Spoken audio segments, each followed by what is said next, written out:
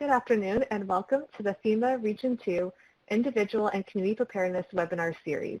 My name is Allison Albright and I am the Regional Preparedness Liaison for FEMA Region 2. I'm going to provide a few technical considerations before we begin. Today's proceedings are being recorded and captioned. The archived event will be available on the FEMA website in the coming days. You should hear audio through your computer speakers, so please ensure your volume is turned up so you may hear the proceedings accordingly. In the top right corner, we ask if you'd like to receive news and updates from Region 2, and if so, please enter your email address and we'll be sure to add you to our distribution list. We will have a question and answer session after the presentation concludes. You'll see a Q&A pod in the lower right-hand corner. Please feel free to submit your questions about the subject matter there, and time permitting, we'll do our best to answer them. Finally, the PowerPoint presentation from today will be available for you to download in the file share pod as a PDF. You can click on the file and the pod above the chat and download it using the download button. And with that, I'd like to turn it over to the Region 2 Community Preparedness Officer to introduce our speaker and today's proceedings. Hi everyone, I'm Debbie Costa, the Community Preparedness Officer for FEMA Region 2. On behalf of our team working to strengthen preparedness across New York, New Jersey, Puerto Rico, and the Virgin Islands, I'm so happy to welcome you to our Preparedness and Resilience webinar series. FEMA's vision is for a prepared and resilient nation. Our number one goal is to build a culture of preparedness. The Region 2 Individual and Community Preparedness Division is focused on helping people prepare for disasters, which includes increasing the percentage of people who have taken steps to be better prepared in a pandemic environment, delivering training to help nonprofits, small business, and community-based organizations continue service delivery following a disaster, and increasing the percentage of people with savings set aside for an emergency. As part of that vision and goal, we're pleased to be hosting this webinar on the various aspects of accessible communication and how to effectively create messaging. Part one today will cover plain language principles and challenges for accessibility in the virtual environment. There will be a part two a week from today. Our first guest speaker today is Valerie Lewis. She is the Administrator of Outreach Services for the Suffolk Cooperative Library System in Suffolk County, New York. Ms. Lewis provides trainings and continuing education resources on community engagement and partnership and serves as the outreach and ADA liaison to the 56 public libraries in Suffolk County. Ms. Lewis is the lead for the Suffolk County FEMA Core Advisory Group for people with access and functional needs and works closely with county emergency service providers and various veteran and healthcare organizations with the goal of bringing resources and contacts to the public libraries that will result in improving the health and well-being of each community. Our second speaker today is Gay Jones. Ms. Jones has worked for FEMA first at the regional level and in 2013 became the Disability Integration Communication Access Specialist with FEMA's Office of Disability Integration and Coordination and External Affairs at headquarters. Prior to joining FEMA, Ms. Jones worked over 30 years in human services and disability organizations, working in various roles with the state of Missouri and not-for-profit. Her experience includes working with various not-for-profit disability organizations as well as the Missouri Assistive Technology for 18 years. Ms. Jones has extensive experience with disability policy, including the ADA, telecommunications access, education, and emergency management issues to allow for the inclusion of people with disabilities. Ms. Jones is a parent of a young adult woman who is deaf, adopted from China. She is a junior at Gallaudet University, majoring in international studies with a minor in IT. And finally, our third speaker today is Aaron Cubey. Aaron joined FEMA in 2016 and currently serves as a certified deaf interpreter at FEMA headquarters in Washington, D.C. He has an added role of communication access specialist and has worked on many projects that positively impact how the agency incorporates effective communication access. He has successfully developed a library of over 50 accessible videos that include American Sign Language, captioning, and voiceovers, and he's led agency-wide efforts to implement plain language in public-facing documents. His unique experience as a certified deaf interpreter, disaster management professional, and champion of effective communications allows him to offer valuable influence on the agency's programs and policies. He has also provided ASL support for the administrator and other key FEMA officials during hurricane press briefings and FEMA events. Mr. QB is a graduate of the DePaul Theater School and is actively pursuing his master's in public administration from American Public University. In his spare time, he is an avid Chicago Cubs fan and serves as director of artistic sign language for numerous theater productions and events across the country, including frequent performances at the renowned Kennedy Center. Thank you, everyone, for joining us today. We really hope that you enjoy this presentation. I'm going to go ahead and hand the mic over to Ms. Valerie Lewis to get us started. Thank you, Debbie. Hello, everyone. I'd just like to start off by saying, for anyone who is unable to see the screen today, I will have 4 slides, and I will be reading all of the information from each of those slides and elaborating on each of the bullet points that are mentioned in the slides. I'd like to thank you for hosting this webinar today and let you know that my presentation will focus on an overview of inclusive communication strategies for the emergency management process. I do want to let people know that I do not work in the area of emergency management, but have collaborated with the emergency service providers in my county for more than a decade and have worked with access issues for more than 35 years. Also on the first slide is today's date and my name and contact information, which again is Valerie Lewis. I am the Administrator of Outreach Services at the Suffolk Cooperative Library System, and my email contact is valerie@suffolknet.org. I'd like to start out with first steps to accessible inclusion. Next slide, please. For the most part, the information I will discuss here would fall under requirements of the Americans with Disabilities Act, which is civil rights legislation that was passed in 1990, and you will often hear referred to as the ADA. Ever since the ADA was passed, there have been ongoing efforts to ensure inclusion and access for people with disabilities in all aspects in life. And the information I will share with you today will indeed be useful to the emergency management cycle, but also in all aspects of life.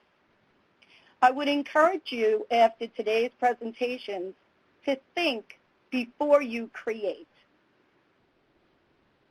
Let's look at the things that we should keep in mind when thinking about creating communication tools. First and foremost, we want to understand disability. What is a disability? You can find a broad definition of disability on the ADA homepage, which I'll mention later on. You want to understand what types of health conditions or physical situations would be covered under the Americans with Disabilities Act. This will help you to better communicate with the people you're trying to reach. You also want to understand the benefits of inclusive communication. For your purposes, it's to save lives.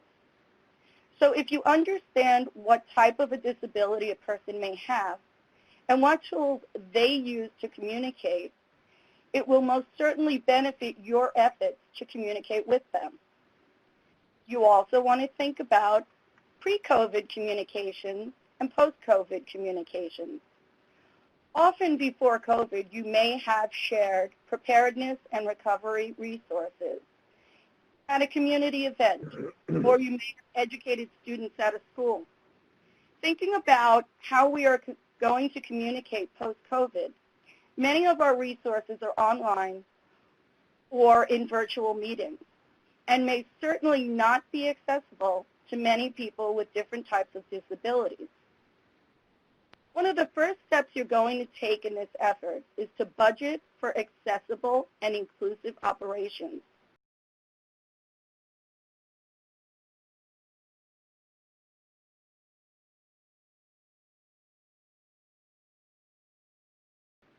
If you don't have a consistent budget in your budget lines every year to prepare for inclusion and accessibility, then you will be running around in circles when the time comes to figure out how you're going to pay for something that somebody has requested to be made accessible.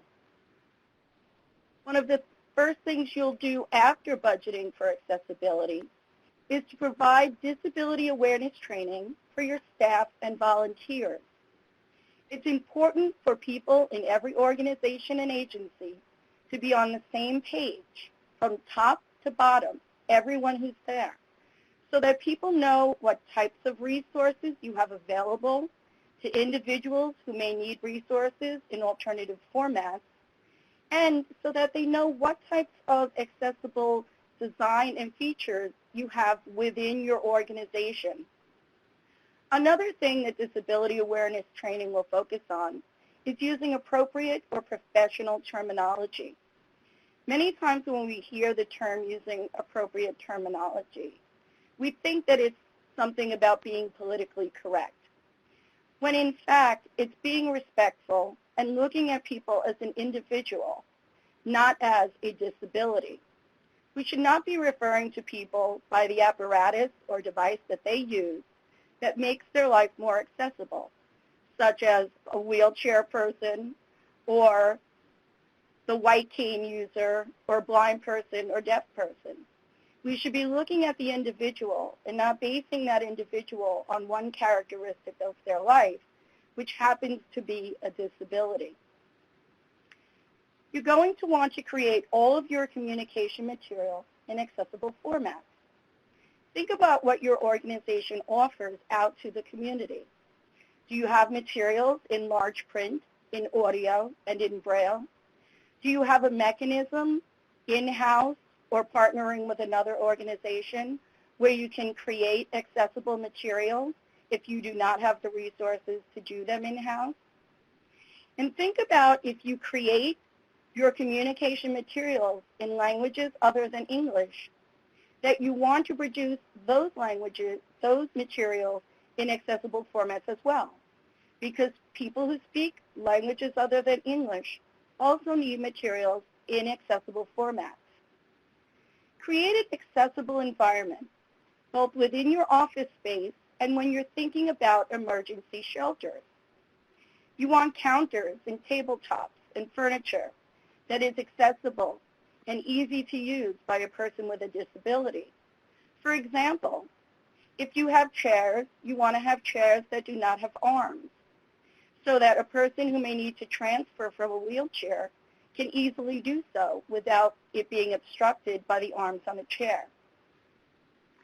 You want to evaluate your signage and wayfinding information. Often what we do is put important information high up on a wall so that as many people as possible will be able to follow that signage and wayfinding resource. But you should also be placing that same message down at eye height, at a place that is easy to get to, not obstructed by a copying machine or by chairs or a table. So if someone cannot see a far distance, they can walk directly up to the signage and read it easily.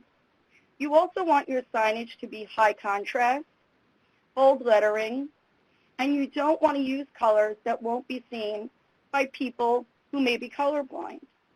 So you want to understand all of the details in reaching as large an audience as possible when you are creating your signage and wayfinding information. Provide accessible application procedures.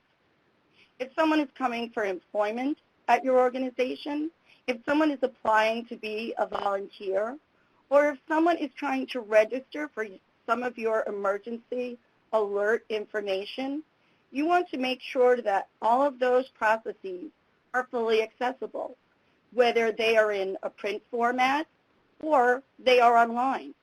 Many times when we put forms online or information in certain formats, such as PDFs, they are not accessible to the end user who may be using different types of assistive technology, such as screen reading software. Next page, please. You want to understand what is a service animal. There is often confusion surrounding service animals. Under the Americans with Disabilities Act, the only two animals recognized as service animals are dogs and miniature horses. Many people chuckle when they hear miniature horse, but in fact, it is an animal that is about the size of a Great Dane and is easily trained and serves well as a service animal. In a sheltering environment, you may allow things like an emotional support animal or even have therapy animals, but it is still very important to understand the distinction of a service animal versus emotional support or therapy animal. People often do not understand the difference themselves, so it's important for you to know. You want to understand and know how to use assistive technology. I am in no way implying that you should know every aspect of all types of assistive technology, but there are some basic tools that people with different types of disabilities may be using, and a fundamental understanding of these tools can help you better communicate with that individual and also help you better create materials that will be usable by that individual. Evaluate the accessibility and usability of your website, your online resources, and your social media communications. This, again, could be where budgeting comes in. You want to make sure that someone in your organization is knowledgeable about creating an accessible and usable website. They are very different things. Accessible means that it will work with different types of technology, such as a screen reader, such as be able to be captioned, and other types of functions that you want it to work with. Usability is a clarity and an understanding so that people who may be visiting your site for the first time can clearly follow the information that you have to offer. Create a user group. Go into your community and get the people, not only the ones who are the loudest and have a complaint, but people who you know will have something to offer to the process of helping you understand how to create information that will be most usable for your community. Again, if you have things like an alert that people can register to receive in an emergency, then you want to hear from people that they can register for that alert, that they're receiving that alert, and that their end user technology can utilize that alert and benefit from it. If you have information that goes out into the community on the local news or in news feeds, you want to make sure that the public is accessing that. Many times there will be that horrifying red line going across the top of a television set, and nothing is spoken aloud. So people who cannot see that information may see the red line, but now are frightened and do not know what the information in the red line contains or is telling them to do in order to be safe. You want to reach out to organizations serving and working with people with disabilities, such as independent living centers and service providers. These are unique environments which can provide you with an enormous amount of feedback on the communication tools you are using and whether or not they are effective to the entire community. Understand the transportation options in your area. People who are living in poverty, people living with low income, people with disabilities, people who are seniors, may not have a car that they can just jump into when there is an emergency alert and people are told to evacuate. Many people may rely on public transportation that may not be available to them at that time. That transportation may be being utilized in order to help emergency service providers. And so if you understand what the transportation options are in your area and what may prohibit people from leaving an area, that can certainly help to save lives. The last thought I will leave with you on this page is to think about your audience. We do a very good job, for the most part, in our country, understanding that we have many people who speak different languages, many languages other than English. And we make an enormous effort to make sure that our materials are available in multiple languages. What we also need to do is make sure that those materials are available in different formats. Again, do you have large print, audio, braille? Do you have someone who can do sign language interpretation for an individual who cannot communicate by hearing and speaking with you? These are important tools to have within your organization so that you can reach the widest population possible. Next slide, please. This is the last page, and the information on this page. I mentioned earlier about the Americans with Disabilities homepage. I would encourage you to visit the ADA homepage at www.ada.gov. They also have a hotline, which is 1-800-514-0301. This is an important place to start to learn about the definition of a disability that is covered under the ADA. And I would encourage you, in visiting this site and other sites in the future, to subscribe to any newsletters, any contact lists, so that you will continually receive information about webinars, trainings, and any updates to legislation that are going to be important to your organization and the people that you serve. For my portion of next week's webinar, I will look at more detailed information on organizations and agencies to visit to learn about how to create accessible and inclusive communication strategies. And I'll end by saying that my contact information is on this page. And again, my email address is valerie@suffolknet.org. And I want to thank you for your time today.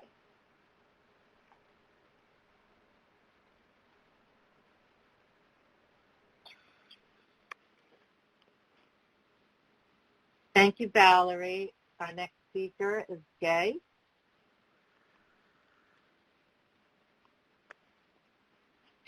Thank you, Valerie. That was a really good presentation.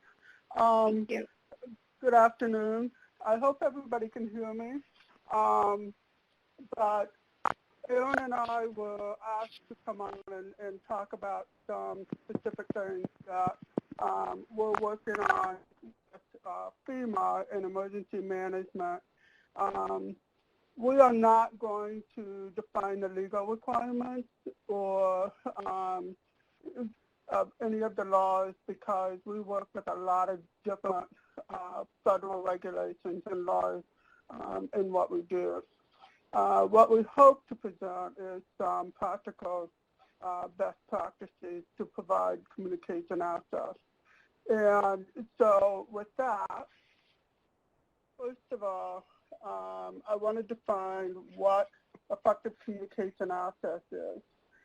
And it basically ensures that information that is written, spoken, or an alternative mode of communication is clearly understandable and actionable for the whole community. And so what this means is that when we talk about accessible communication for the whole community, we want to make sure that we're capturing the audience that we're working with. And what we'll be talking about today are three things. One is writing accessible language, plain language, doing accessible videos and what that entails. And then the last thing that we'll start with that will be part of the part two is the challenges that we have with the virtual environment.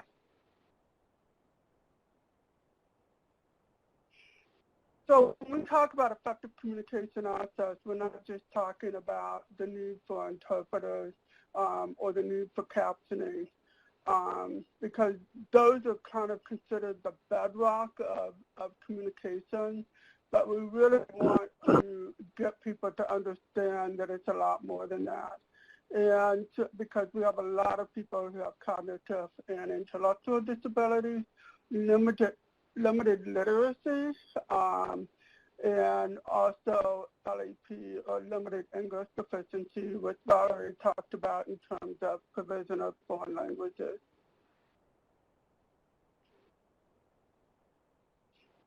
So the types of things that we're going to be talking about today are the difference between providing access and providing a reasonable accommodation for an individual. There's a lot of different, a lot of us in federal government often talk about the provision of a reasonable accommodation and that somebody needs to ask for that accommodation in order to get it.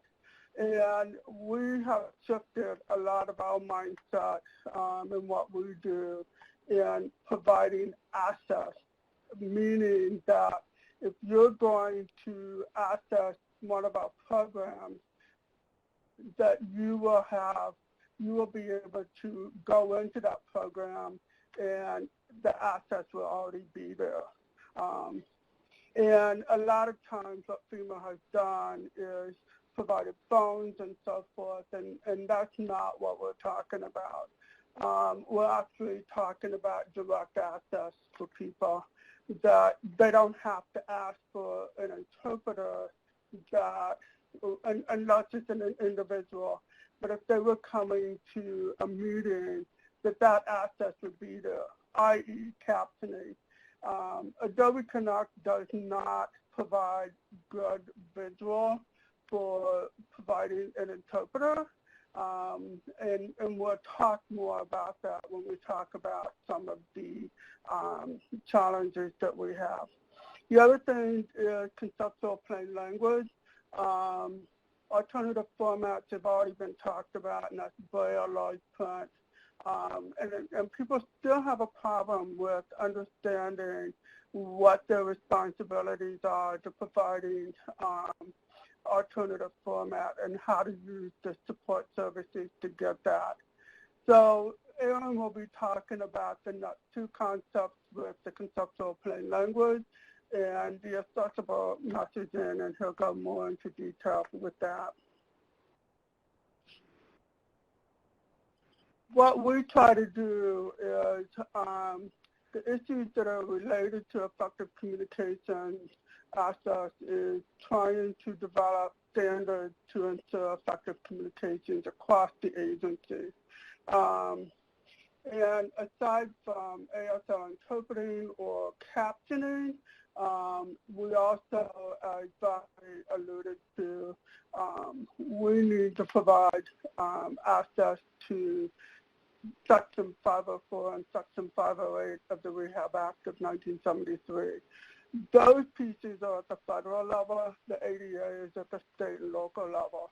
So the things that we talk about in 504 really included in the state and local laws that have already been put in place.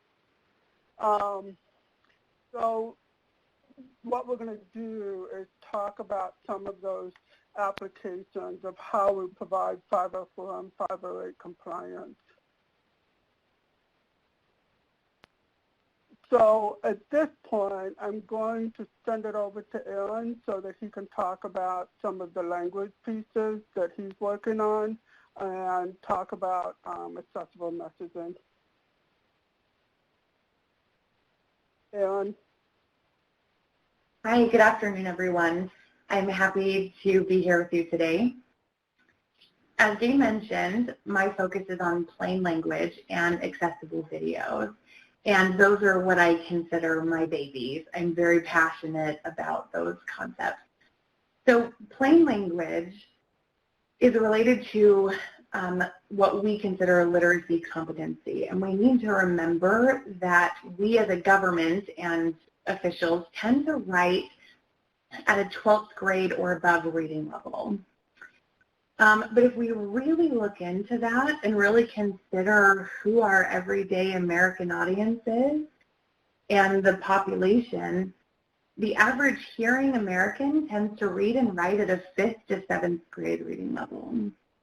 And the average deaf American, deaf or hard of hearing American, tends to have about a 3rd or 4th grade level. And we're not considering those who are maybe have LEP, cognitive disabilities. So again, if we remember that we as a government write at a 12th grade level, but our community isn't at that same level, then there's a discrepancy there. So obviously our messaging isn't really going through, and it ends up kind of getting muddled with difficult concepts or really abstract thought. So that's why there's a lot of people that have issues reading and writing government papers, especially things sent from FEMA or HHS or other agencies, and because there's that reading level discrepancy. So if you see on the screen, there's a phrase in Latin, gravis ideo patet rationes usulinguam acequisque obvious. Now, I'm sure everybody's looking at that thinking, Latin? I don't know what that means, but really this is exactly why it's important to use plain and conceptual language, because to them, in our government language, sometimes other people think that that might as well be Latin. So that's why the intent is to use plain and conceptual language so everybody has equal access and can act on the information given. And I'll talk a little bit more about conceptual language more in detail later.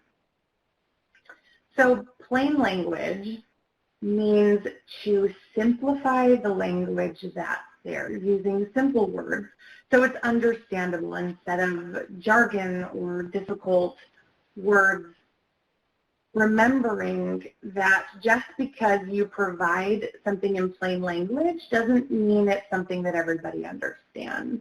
Because if you send out a message in English, somebody who is deaf or hard of hearing and uses ASL without the first language being English, it's going to be a lot more difficult, not to mention anyone with limited English proficiency, cognitive disabilities, and things like that. So if things are translated to Spanish, French, Russian, Chinese, we still have to remember that even though it's plain language, the content or concept in the language may be a little bit different. So that's the aim of plain language, to make it simpler also for translation. Now, conceptual language, what is that? It's when we're using plain language, but we're analyzing what the message is that we're sending out and what the concept is of that message. So it's not just about the plain language, but the concept.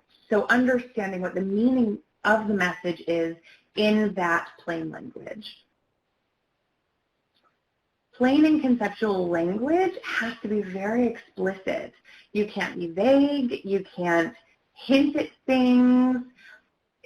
because it's really hard to understand this implicit meaning. It can be really abstract, but if you're straightforward and clear, people can understand exactly what to do and how to respond instead of spending time worrying about decoding the message. Especially during an emergency, people don't have time. There's an added level of panic and fear, and time is very precious. So straightforward, clear, plain, and conceptual language is incredibly important. I call plain language and conceptual language kind of a perfect marriage. And I often use the analogy of a peanut butter and jelly sandwich, that plain language is the peanut butter and conceptual language is the jelly. And both together create a delicious sandwich, right? And it's the same idea as reading or understanding or hearing this plain and conceptual language. It's easy to digest, and it settles well, and it makes this delicious combination. So how do you make your messages conceptual? This starts by looking at your message and what the content is and what the context is, and imagine how you can explain that concept as clearly and as simply as possible so that people understand it quickly and easily. Is the meaning of the message simple and clear, or is it vague and complex? If it's vague or complex, then try to bring it back to something clear and simple. Often we use words that have several meanings or different interpretations, and the aim is to avoid those as much as possible and finding words that have limited meanings with the right concept, or that are easy to interpret or easy to make connections about. It is a challenge, I'm telling you, it's not easy. For example, of using words that rely on imagery to make a point, the example here is, the insurance will cover the property listed on your insurance policy. Now, the word cover is really figurative. We're using that in general to suggest that it'll be taken care of, but we don't talk about how that really happens. So cover, like I said, is very figurative. So people who are reading may not understand that it means that they may pay, they will, maybe it means that they will literally cover, put something over, they will protect the property by putting a covering over it, but that's not what cover means in this context. So instead of using cover, we should use the insurance will pay for the things that are listed on your insurance policy, which is much clearer, and you'll know exactly what the insurance company does in this scenario. So I have a few slides here that I'm going to demonstrate, and I want you to kind of role play a little bit. So imagine that you're a disaster survivor. Kind of put on your disaster survivor cap, and I'm going to read you these, and I want you to think about which one might be clearer. So the first example is the possibility that you and your family will recover from an emergency tomorrow often depends on the planning and preparation that you and your family do today. While everyone's abilities and needs are unique, every individual can take steps to prepare for all kinds of disasters and emergencies, including fire, floods, hurricanes, earthquakes, and severe weather. By figuring out your own personal needs and making an emergency plan that fits those needs, you and your family can be better prepared. This guide gives simple things individuals with disabilities and their caregivers, the people who assist and support them, can do to start preparing for emergencies before they happen. Preparing ahead of time makes sense for everyone. Okay, that's a mouthful, right? So that's example one. Now, example two says, how well you and your family prepare for a disaster before it happens will impact how quickly you recover.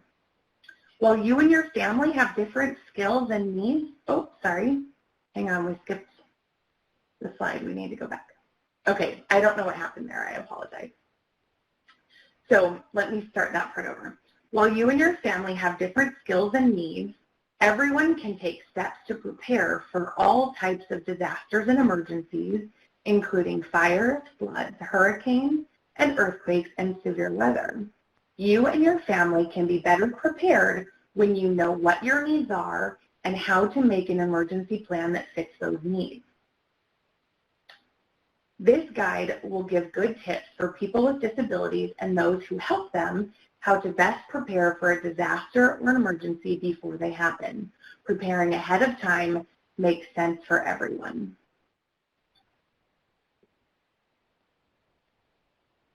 So which of these two examples do you think is better and is more clear? I would probably go for example 2. It's simpler, it's clearer, and it's more relatable. Example 1 is quite a mouthful. It's very confusing. There's a lot of words, and the concept and meaning is a little abstract, whereas the second example has a very clear concept. I'm looking in the chat. Everybody's saying 2, and that's correct. This is kind of a good example for you to try at home in downloading this PowerPoint. And, you know, in a your turn to try sense, you can try to apply plain language to the following statements. The applicant will be the primary source of information regarding his circumstances for the purposes of determining eligibility and need. If the secretary needs to secure information from other sources, the secretary will ask the applicant to authorize the release of information. The secretary will inform the applicant of the kinds of information needed and the source to be used. So again, this is very wordy, a bit confusing, and very government speak. Now, plainlanguage.gov is a federal site that gives advice on plain language. And this is how they changed it into plain language. And I call this a first level answer. So their plain language, plainlanguage.gov, changed it into, you will be the primary source of information regarding your circumstances for the purposes of determining eligibility and need. If we need to secure information from other sources, we will ask you to authorize the release of information. We will inform you of the kinds of information needed and the source to be used. You will be the main point of contact for your disaster assistance application. Okay. Now, I took it to the next level here, and I made it even more simple. And in my opinion, you can feel free to disagree, but in my opinion, I changed this into plain and conceptual language, saying, you will be the main point of contact related to your application and eligibility. If we need more information from other agencies, we will ask you to authorize releasing your information from them to us. We will let you know what information we need from those agencies. Again, simple, to the point, explicit, clear, and conceptual. We want to make that as simple as possible. And I'm seeing people saying, yes, oh, it makes it so much easier. So this complex language is simplified into this very clear answer. So that is the plain language part. Now, moving on to accessible videos, many people ask, why do we even need accessible videos? What is accessible videos anyway? And who do they serve? And those are really key questions that we need to be asking.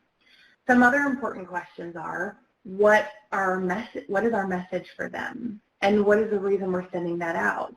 And how are we sending our message?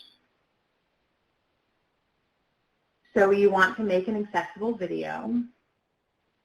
What is the purpose? Is this just to send out a video, or does this have a purpose and a reason to serve. Do you want action out of it? Do you want to help people apply for things, seeing what programs are available? And that's an essential part of making the videos. We need to make sure that we're not making videos for the sake of making videos, which aren't helping anybody, but we need to have a purpose. At headquarters, we keep a library of all of the videos that we've produced at the headquarters level. And we have all sorts of videos that we make, most for individual assistance, different programs, how to apply for assistance, disaster recovery centers and where to find them, individual housing programs. We've partnered with other federal agencies like the CDC and HHS to produce things on their content and distribute those. So before you make a video, maybe check with us. Do we have a video ready or something that we've already made? If so, you can refer them to our videos. If you need help or are struggling with this and you're not sure if they need a video, ask us and we'll be more than happy to help. So I know I want to make sure we have time for questions, so I want to hurry my piece up a little bit, but the keys to making an accessible video are working with the program to get their information and partner with them to develop it. The other thing is please use plain and conceptual language when you're developing the script and keep it short. On Word document, half a page is about 2 to 2.5 minutes. Actually, it's 2.5 to 3 minutes, really.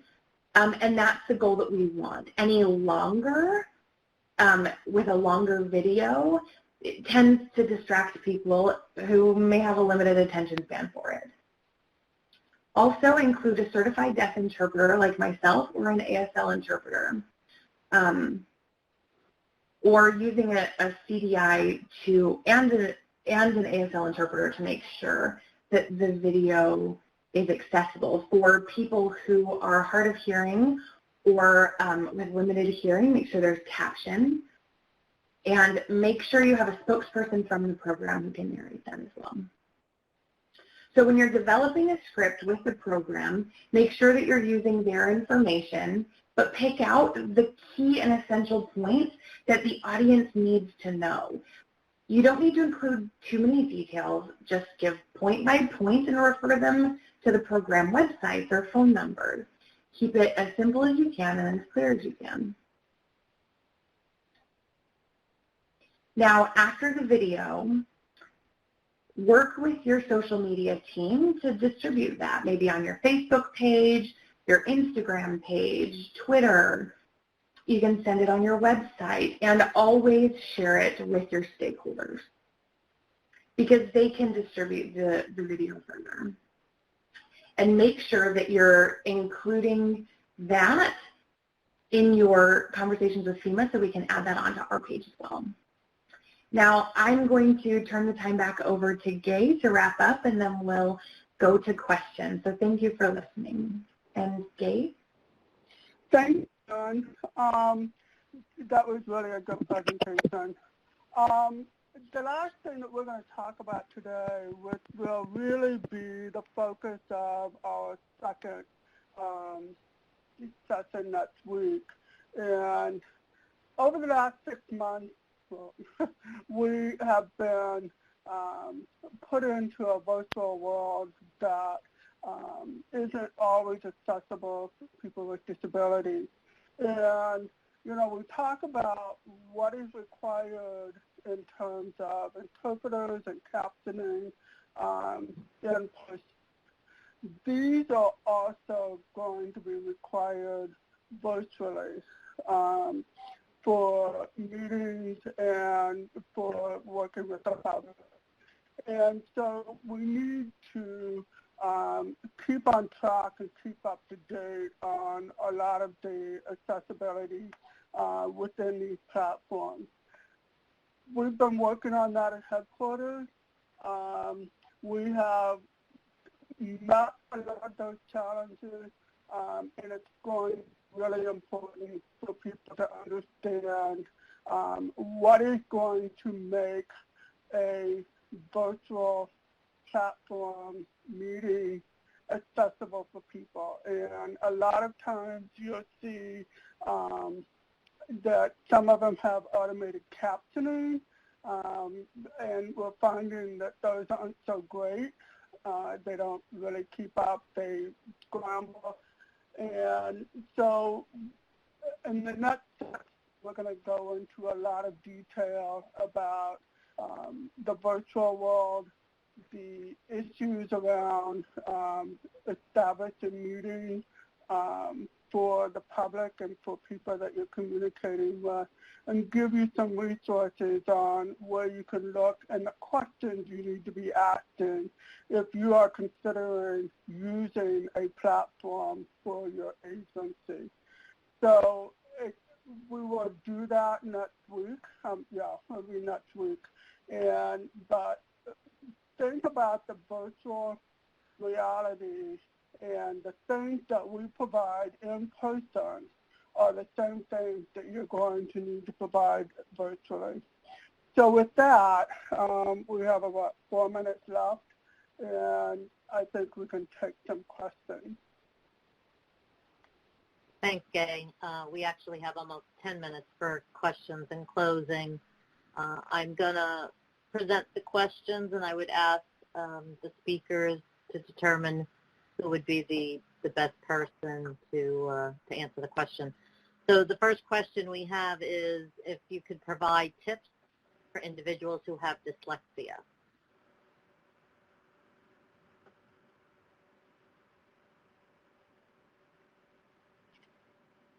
Can any of our 3 speakers answer that? I think that would, I think the additional question I would have is sending out printed material as opposed to other types of materials that are videos, audio, those kinds of things. And with dyslexia, it's a reading disability, and it's reading, and there should be other things such as audio that person can listen to. So basically provide other formats. Yes. And it's going to be important to work, that's why it's important for us to work with a lot of different disability groups, because as we work through some of these things that Aaron is doing in particular, it would be really helpful for us to work with other disability groups to understand what those needs are so that we can put them into play. Okay. Thanks, Gay. For transcription tools, are there laws about recording meetings and the records retention rules for keeping those recordings?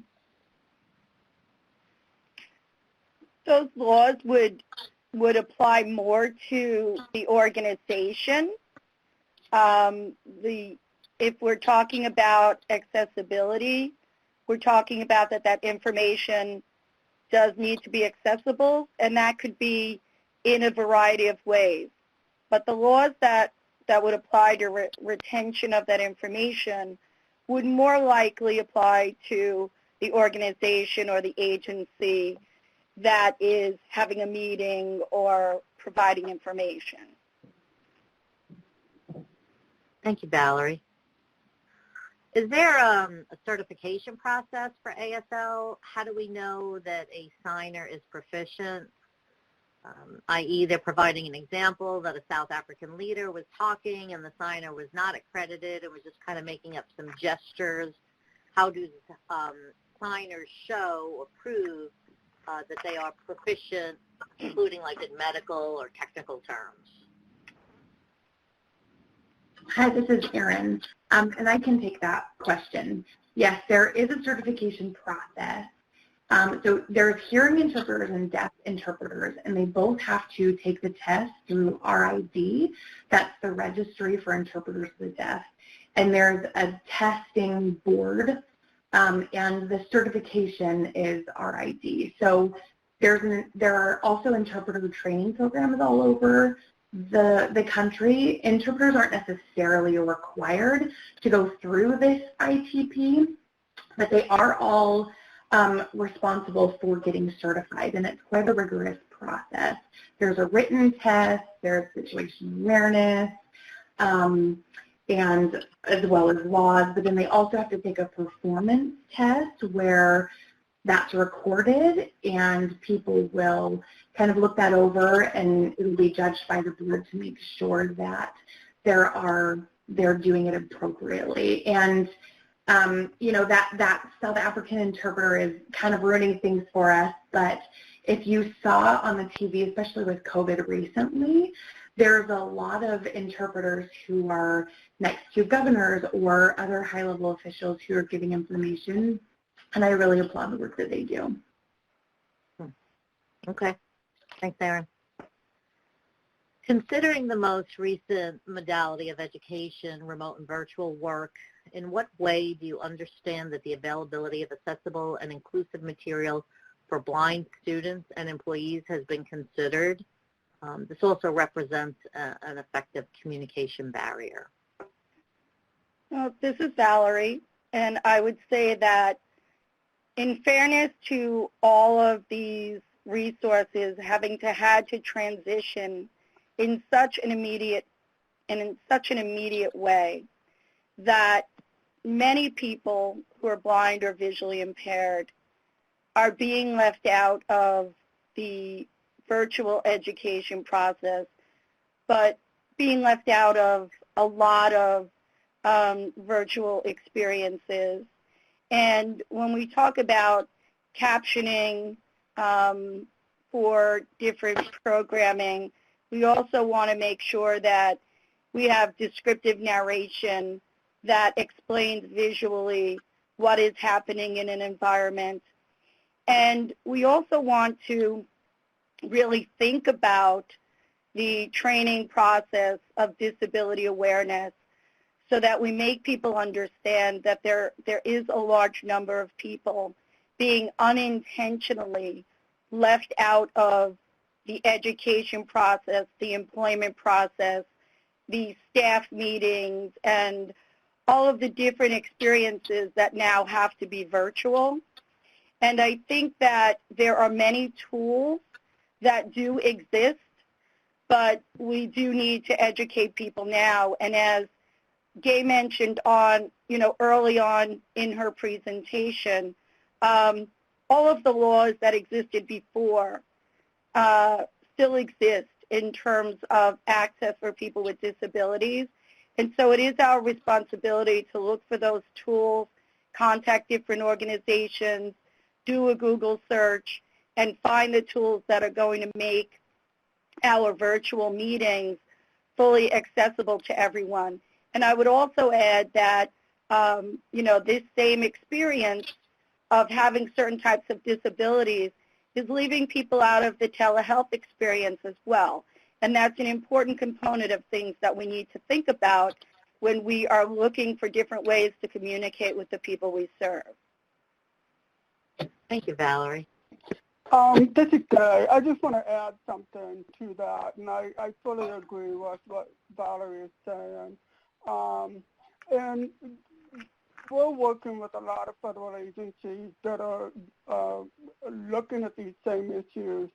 And the bottom line for me is that when an agency, a government agency, is looking at wanting to provide a virtual platform for whether it's their employees or interaction with the public, that they really need to look at what those accessibility pieces are.